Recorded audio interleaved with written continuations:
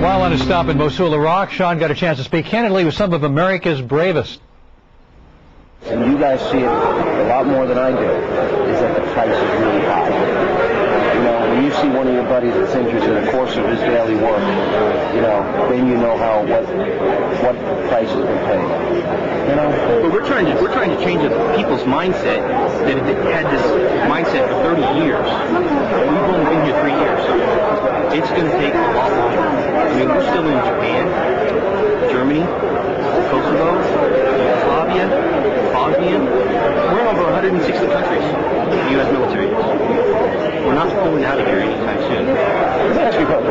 What do you all think of your thoughts of you heard the Secretary of Defense? You hear the President. You know that this is very political back home. What are your thoughts about all that? Look, we are all soldiers. We serve at the least of the President. You know, you can hear what all you want. 99.9% of the soldiers who are on ground have taken a vow and an oath to do this. So we do it armed. And we're glad to actually do it. Do you hear the politics? Do you hear the debate? I know you're watching Hannity Combs every night. Sure. But what? It's actually in the morning sometimes. Yeah, it's 8 o'clock in the morning, right. But we watch this and we compare it to the others, and it's politicized no matter where you go. In order for us to do what it is that is required to do it, you've got to stop that. I don't want to hear from an intellectual standpoint that we support you guys, but when it comes to the practicality of it, you don't. So either you do or you don't. You follow me? Meaning, you know, we've had politicians say we can't win this war. You heard John Kerry's comments. You heard John Murphy's comments. You've heard the attacks against the president. By those politicians saying that we can't win the war, that to me is telling them that they don't have any faith in us. They have no faith in us soldiers. They believe in us, and they cannot put their trust in us. That was the thing you say that.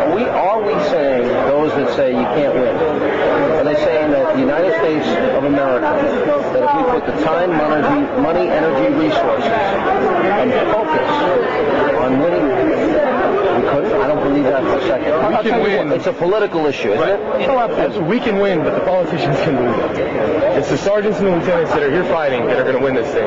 We won every single war. The politicians pull us out. You know what's really interesting about this is that they keep saying we can, but they've not defined what win is. Give us a definition of what win is. Give it to the soldiers to watch that. I think the president gave a pretty good definition of win.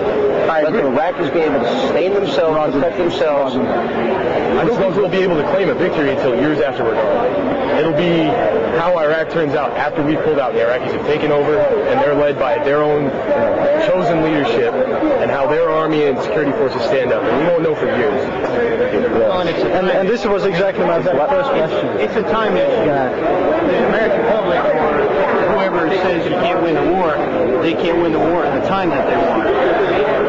Anything's given enough time to get it done right, you need to do it thorough and you need to do it well. So see, America is kind of turned into an instant gratification. Yeah, that's true. Everybody wants an easy answer. They want it right then, right now, on their fingertips. A and B. I want to ask you all a personal question, because I've had an opportunity to talk to a lot of you. You know, what's it like? You get on an airplane, you leave your young children at home, you leave your wife on a tarmac, probably in tears, upset.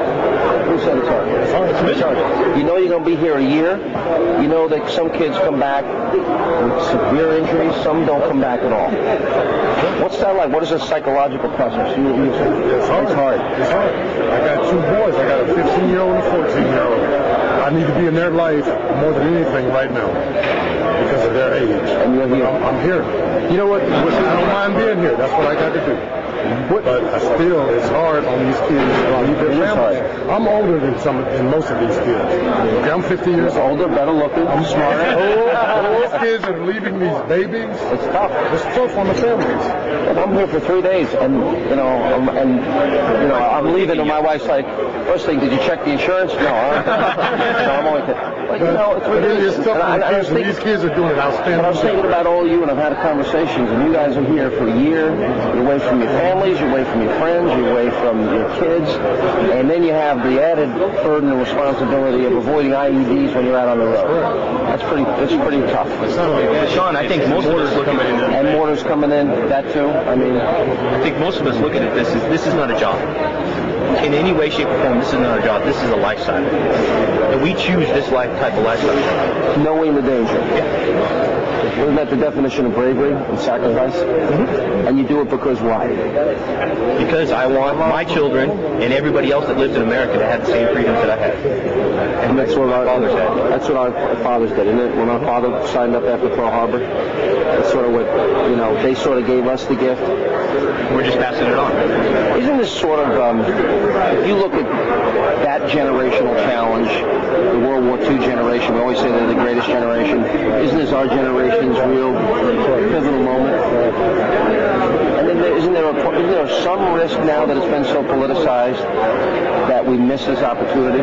You all worry about that in came here, and that this has become this becomes a Vietnam? We can't worry about what's being said back there. You don't think about it at all? Well, you hear it? We can hear it and we can think about it, but we know we have a mission here. And from what our superiors give us, and we pass it on down to our younger soldiers, that's what we have to worry about. We don't have time to be worried about all of the political stuff going on, because we're here. We're here. And we've got to do this year, go to the House. Please, these people... go ahead, man. Bottom line is that when we hear what's being said in the media back home, when we're here and we see a different side of what's happening. Explain that. What's the difference between what people hear at home and what's happening here? Good example. This past Tuesday, we went out to the city to deliver school supplies to the children. And we're in Mosul, just so people know. This way. In Mosul. And the Iraqi army actually provided our security forces. We didn't have any problems. The locals, they were, they were a little bit shy and nervous, but, absolutely. So that transition is happening successfully. In other words, you've trained the Iraqis. They're now, the police force, their military is now becoming more and more capable every day. The Iraqi colonel assured us of our security, and we have full faith and trust in him, and he delivered. Yeah. Also, Sean, please make sure that the American public knows that these soldiers have not been duped. We knew exactly what we were getting ourselves into when we came to the military, and we have a much more intellectual, smarter force today. These are soldiers who think on their feet. They have a lot more responsibility than the average American. Well, do you say that because of somebody like John Kerry's comments? Well, sure, absolutely. You heard those comments? Well, absolutely did. And that's why you saw the depiction of, the soldiers from the guard unit that said, the misspelled. But these soldiers, that's an insult. It's an absolute insult to sit there and say to these young men and women and the leaders and the commanders and the first sergeant majors and the privates that, you know what? If you don't do this, then this is... That's totally an insult and the wrong answer. Especially very, very educated. Some of the most highly educated people. So then here's the question. So you know the danger. You know America's at war. Absolutely. You know we had the worst attack in history. And many of you signed up for this duty. So then the question is why? Because, look, I'm going to say right now, this is an old adage, but we love our country. It's that simple. We love our country. Video coming up, including you went to one of Saddam Hussein's palaces, right? We'll show it. These guys, Alan, are some of the most amazing people I've ever met in my life. Unbelievable. Bravery. We check